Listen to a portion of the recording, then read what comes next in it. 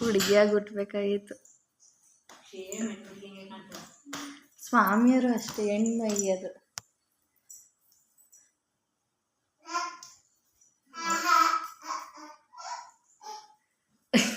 ತಿರ್ಗು ಮನೆಯಲ್ಲಿ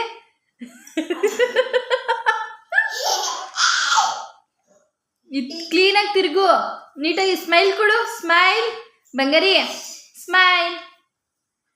ಚಿನ್ನಮ್ಮ love, ಚಿನ್ನಮರಿ smile smile. ಹ್ಞೂ ಅಲ್ಲೇ ನಿಂತ್ಕೊ, ಅಲ್ಲೇ ನಿಂತ್ಕೊಳ್ಳಲ್ಲ